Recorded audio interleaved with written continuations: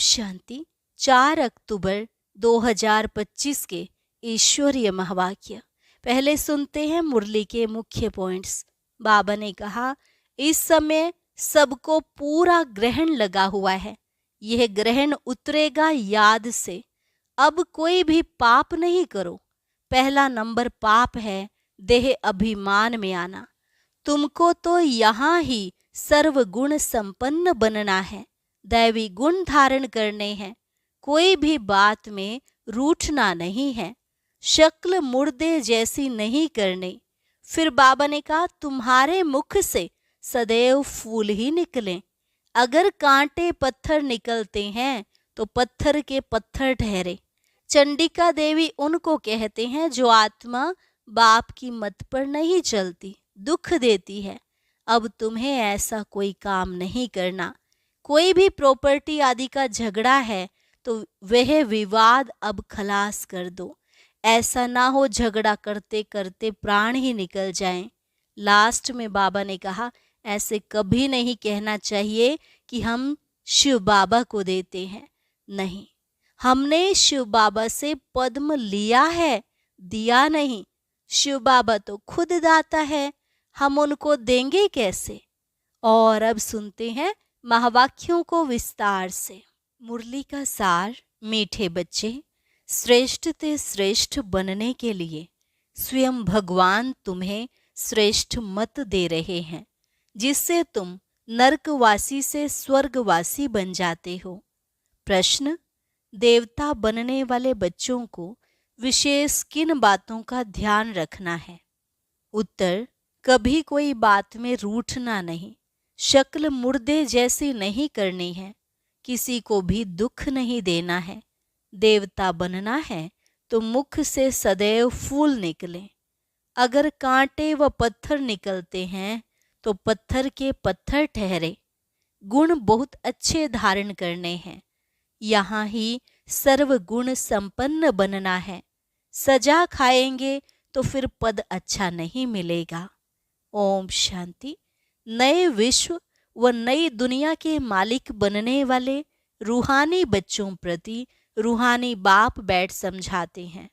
यह तो बच्चे समझते हैं कि बाप आए हैं बेहद का वर्षा देने। हम लायक नहीं थे। कहते हैं, हे प्रभु, मैं लायक नहीं हूँ, मुझे लायक बनाओ। बाप बच्चों को समझाते हैं, तुम मनुष्य तो हो, यह देवताएं भी मनुष्य हैं, परंतु इनमें दैवी गुण हैं। इन्हों को सच्चा सच्चा मनुष्य कहेंगे। मनुष्यों में आसुरी गुण होते हैं तो चलन जानवरों मिसल हो जाती है। दैवी गुण नहीं है तो उसको आसुरी गुण कहा जाता है। अब फिर बाप आकर तुमको श्रेष्ठ देवता बनाते हैं। सचखंड में रहने वाले सच्चे सच्चे मनुष्य यह लक्ष्मी नारायण हैं। इन्हों को फिर देवता कहा जाता है। इन्हों में दैवी गुण हैं। भल गाते भी हैं, हे पतित पावनाओ। परंतु पावन राजाएं कैसे होते हैं, फिर पतित राजाएं कैसे होते हैं, यह राज कोई नहीं जानते। वह है भक्ति मार्ग। ज्ञान को तो और कोई जानता नहीं।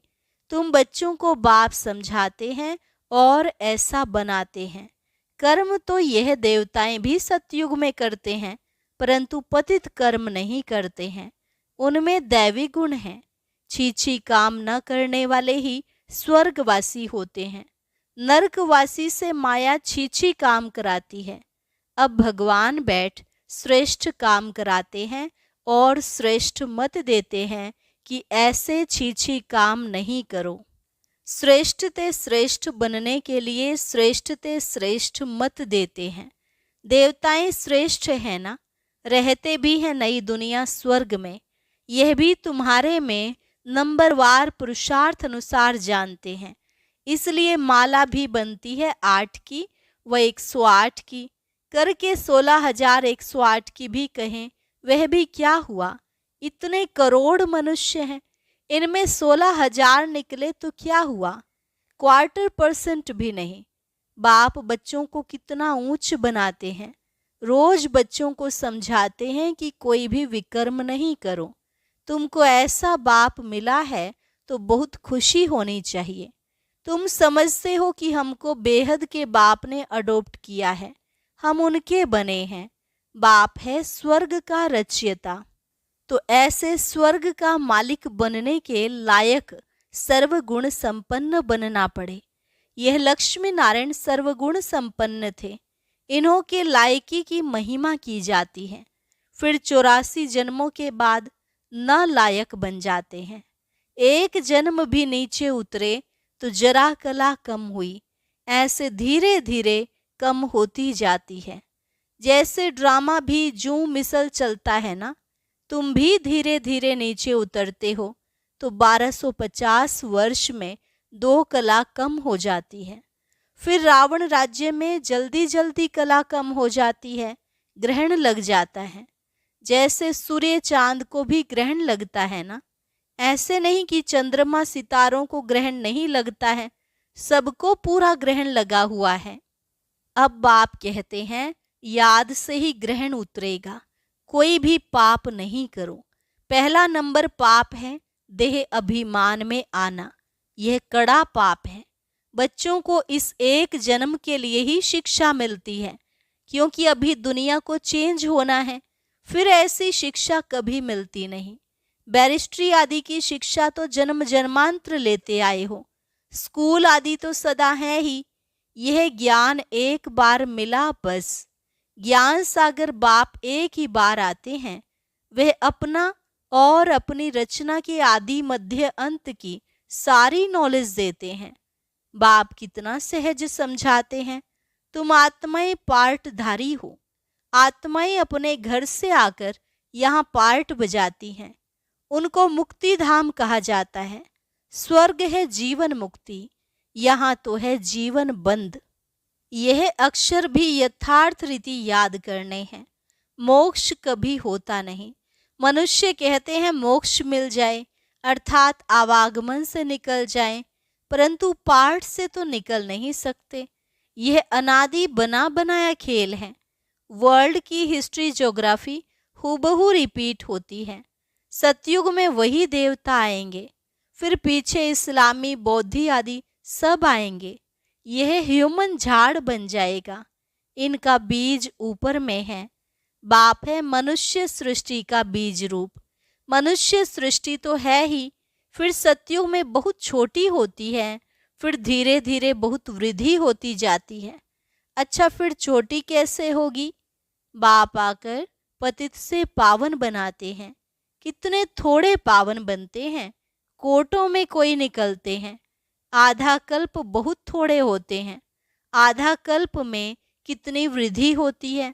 तो सबसे जास्ती संप्रदाय उन देवताओं की होनी चाहिए, क्योंकि पहले पहले यह आते हैं, परंतु और धर्मों में चले जाते हैं, क्योंकि बाप को ही भूल गए हैं।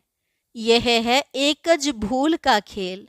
भूलने से कंगाल हो जाते हैं, भूलते भूलते एकदम भूल जाते हैं। भक्ति भी पहले एक की करते हैं, क्योंकि सर्व की सद्गति करने वाला एक है। फिर दूसरे किसी की भक्ति क्यों करनी चाहिए? इन लक्ष्मी नारायण को भी बनाने वाला तो शिव है ना। श्री कृष्ण बनाने वाला कैसे होगा? यह तो हो नहीं सकता। राजयोग सिखलाने वाला श्री कृष्ण कैसे होगा? वह तो है सतयुग का प्रिंस। कितनी भूल कर दी है, बुद्धि में बैठता नहीं है। अब बाप कहते हैं मुझे याद करो और दैवी गुण धारण करो। कोई भी प्रॉपर्टी का झगड़ा आदि है तो उनको खलास कर दो। झगड़ा करते करते तो प्राण भी निकल जाएंगे। बाप समझाते हैं इसने छोड़ा तो कोई झगड़ा आदि थोड़े ही किया, कम मिला तो जाने दो, उसके बदले कितनी राजाई मिल गई। बाबा बताते हैं मुझे साक्षात्कार हुआ विनाश और राजाई का, तो कितनी खुशी हुई। हमको विश्व की बादशाही मिलनी है, तो यह सब क्या है? ऐसे थोड़े ही कोई भूख मरेंगे। बिगर पैसे वाले भी पेट तो भरते हैं ना। मम्मा ने कुछ लाया क्या? कितना मम्मा को याद करते हैं। बाप कहते हैं याद करते हो यह तो ठीक है, परंतु अभी मम्मा के नाम रूप को याद नहीं करना है। हमको भी उन जैसी धारणा करनी है। हम भी मम्मा जैसे अच्छा बनकर गद्दी लायक बने, सिर्फ मम्मा की महिमा करने से थोड़े ही हो जाएंगे। बाप तो कहते हैं माँ में कम याद करो, याद की यात्रा में रहना है, मम्मा जैसा ज्ञान सुनाना है। मम्मा की महिमा का सबूत तब हो जब तुम भी ऐसे महिमा लायक बनकर दिखाओ। सिर्फ मम्मा मम्मा कहने से पेट नहीं भरेगा, और ही पेट पीठ से लग जाएगा। शिव बाबा को याद करने से पेट भरेगा, इस दादा को भी याद करने से पेट नहीं भरेगा। याद करना है एक को, बलिहारी एक की है। युक्तियां रचनी चाहिए सर्विस की, सदैव मुख से फूल निकले। अगर कांटे पत्थर निकलते हैं तो पत्थर के पत्थर ठहरे। गुण बहुत अच्छे धारण करने हैं। तुमको यहाँ सर्वगुण संपन्न बनना है। सजा खाएंगे तो फिर पद अच्छा नहीं मिलेगा। यहाँ बच्चे आते हैं बाप से डायरेक्ट सुनने। यहाँ ताजा ताजा नशा बाबा चढ़ाते हैं। सेंटर पर नशा चढ़ता है, फिर घर गए संबंधी आदि देखे तो खलास। यहाँ तुम समझते हो हम बाबा के परिवार में बैठे हैं, वहाँ आसुरी परिवार होता है, कितने झगड़े आदि रहते हैं। वहाँ जाने से ही कीचड़ पट्टी में जाकर पड़ते हैं। यहाँ तो तुमको बाप भूलना नहीं चाहिए। दुनिया में सच्ची शांति किसको भी मिल ना सके। पवित्रता, सुख, शांति, संपत्ति सिवाय बाप के कोई दे नहीं सकता। ऐसे नहीं कि बाप आशीर्वाद करते हैं, आयुष्मान भव, पुत्रवान भव, नहीं, आशीर्वाद से कुछ भी नहीं मिलता। यह मनुष्यों की भूल है। सन्यासी आदि भी आशीर्वाद नहीं कर सकते। आज आशीर्वाद देते, कल खुद ही मर जाते। पोप भी देखो कितने होकर गए हैं। गुरु लोगों की गद्दी चलती है, छोटेपन में भी गुरु मर जाते हैं, फिर दूसरा कर लेते या छोटे चेले को गुरु बना देते हैं। यह तो बाप दादा है देने वाला, यह लेकर क्या करेंगे। बाप तो निराकार है ना, लेंगे साकार। यह भी समझने की बात है। ऐसे कभी नहीं कहना चाहिए कि हम शिव बाबा को देते हैं। नहीं, हमने शिव बाबा से पद्म लिया, दिया नहीं। बाबा तो तुमको अनगिनत देते हैं। शिव बाबा तो दाता हैं, तुम उनको देंगे कैसे। मैंने दिया यह समझने से फिर देह अभिमान आ जाता है। हम शिव बाबा से ले रहे हैं। बाबा के पास इतने ढेर बच्चे आते हैं, आकर रहते हैं, तो प्रबंध चाहिए ना। गोया तुम देते हो अपने लिए, उनको अपना थोड़े ही कुछ करना है। राजधानी भी तुमको देते हैं, इसलिए करते भी तुम हो। तुमको अपने से भी ऊंच बनाता हूँ। ऐसे बाप को तुम भूल जाते हो। आधा कल्प पूज्य, आधा कल्प पुजारी। पूज्य बनने से तुम सुख धाम के मालिक बनते हो, फिर पुजारी बनने से दुख धाम के मालिक बन जाते हो। यह भी किसको पता नहीं कि बाप कब आकर स्वर्ग की स्थापना करते हैं। इन बातों को तुम संगम युगी ब्राह्मण ही जानते हो। बाबा इतना अच्छी रीति समझाते हैं, फिर भी बुद्धि में नहीं बैठता। जैसे बाबा समझाते हैं ऐसे युक्ति से समझाना चाहिए। पुरुषार्थ कर ऐसा श्रेष्ठ बनना है। बाप बच्चों को समझाते हैं, बच्चों में बहुत अच्छे दैवी गुण होने चाहिए। कोई बात में रूठना नहीं, शक्ल मुर्दे जैसी नहीं करनी है। बाप कहते हैं ऐसा कोई काम अभी नहीं करो। चंडी देवी का भी मेला लगता है। चंडिका उनको कहते हैं जो बाप की मत पर नहीं चलती, जो दुख देती है। मनुष्य अज्ञानी है ना, अर्थ थोड़े ही समझते हैं। कोई में ताकत नहीं, वह तो जैसे खोखले हैं। तुम बाबा को अच्छी रीति याद करते हो तो बाप द्वारा तुम्हें ताकत मिलती है। परंतु यहाँ रहते भी बहुतों की बुद्धि बाहर में भटकती रहती है। इसलिए बाबा कहते हैं या चित्रों के सामने बैठ जाओ तो तुम्हारी बुद्धि इसमें बिजी रहेगी।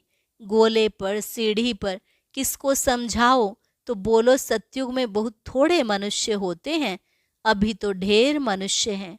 बाप कहते हैं मैं ब्रह्मा के द्वारा नई दुनिया की स्थापना कराता हूँ, पुरानी दुनिया का विनाश कराता हूँ। ऐसे ऐसे बैठ प्रैक्टिस करनी चाहिए। अपना मुख आप ही खोल सकते हैं। अंदर में जो चलता है वह बाहर में भी निकलना चाहिए। गूंगे तो नहीं हो ना। घर में रड़ियां मारने के लिए मुख खुलता है, ज्ञान सुनाने के लिए नहीं खुलता। चित्र तो सबको मिल सकते हैं। हिम्मत रखनी चाहिए, अपने घर का कल्याण करें। अपना कमरा चित्रों से सजा दो तो तुम बिजी रहेंगे। यह जैसे तुम्हारी लाइब्रेरी हो जाएगी। दूसरों का कल्याण करने के लिए चित्र आदि लगा देना चाहिए। जो आए उनको समझाओ। तुम बहुत सर्विस कर सकते हो। थोड़ा भी सुना तो प्रजा बन जाएंगे। बाबा इतनी उन्नति की युक्तियां बतलाते हैं। बाप को याद करो तो तुम्हारे विकर्म विनाश होंगे। बाकी गंगा में जाकर एकदम डूब जाओ तो भी विकर्म विनाश नहीं होंगे। यह सब है अंधश्रद्धा। हरिद्वार में तो सारे शहर का गंद आकर गंगा में पड़ता है। सागर में कितना गंद पड़ता है। नदियों में भी कीचड़ा पड़ता रहता है। उससे फिर पावन कैसे बन सकते। माया ने सबको बिल्कुल बेसमझ बना दिया है।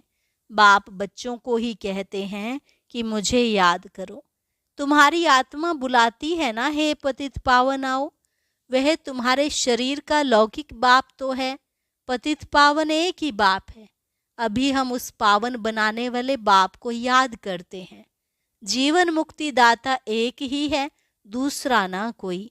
इतनी सहज बात का अर्थ भी कोई समझ से नहीं। अच्छा, मीठे मीठे सिकिलधे बच्चों प्रति मात पिता बाप दादा का याद प्यार और गुड मॉर्निंग। रूहानी बाप की रूहानी बच्चों को नमस्ते।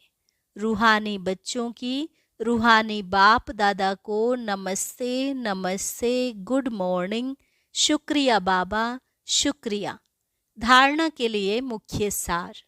मुख से ज्ञान रत्न निकालने की प्रैक्टिस करनी है। कभी मुख से कांटे व पत्थर नहीं निकालने हैं। अपना और घर का कल्याण करने के लिए घर में चित्र सजा देने हैं। उस पर विचार सागर मंथन कर दूसरों को समझाना है, बिजी रहना है। दूसरा, बाप से आशीर्वाद मांगने के बजाय उनकी श्रेष्ठ मत पर चलना है। बलिहारी शिव बाबा की है, इसलिए उन्हें ही याद करना है। यह अभिमान न आए कि हमने बाबा को इतना दिया। वरदान, बाप समान स्थिति द्वारा समय को समीप लाने वाले तत्वम के वरदानी भव। बाप समान स्थिति द्वारा समय को समीप लाने वाले तत्वम के वरदानी भव। अपनेपन को मिटाना अर्थात बाप समान स्थिति में स्थित होकर समय को समीप लाना। जहाँ अपनी देह में या अपनी कोई भी वस्तु में अपनापन है, वहाँ समानता में परसेंटेज है। परसेंटेज माना डिफेक्ट। ऐसे डिफेक्ट वाला कभी परफेक्ट नहीं बन सकता।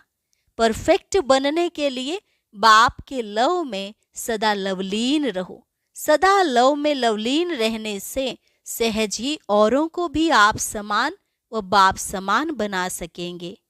बाप दादा अपने लवली और लवलीन रहने वाले बच्चों को सदा तत्वम का वरदान देते हैं। स्लोगन, एक दो के विचारों को रिगार्ड दो तो स्वयं का रिकॉर्ड अच्छा बन जाएगा। एक दो के विचारों को रिगार्ड दो तो स्वयं का रिकॉर्ड अच्छा बन जाएगा। अव्यक्त इशारा, स्वयं और सर्व के प्रति मनसा द्वारा योग की शक्तियों का प्रयोग करो। मनसा सेवा के लिए मन बुद्धि व्यर्थ सोचने से मुक्त होना चाहिए। मन मनाभव के मंत्र का सहज स्वरूप होना चाहिए। जिन श्रेष्ठ आत्माओं की मनसा अर्थात संकल्प श्रेष्ठ और शक्तिशाली हैं, शुभ भावना शुभ कामना वाले हैं, वह मनसा द्वारा शक्तियों का दान दे सकते हैं। अच्छा, ओम शांति। आज बाबा का एक नया गीत रिलीज हुआ है, सभी भाई बहनें इसे जरूर सुने। अभी गीत को सुनने के लिए ऊपर दिए गए बॉक्स पर क्लिक करें।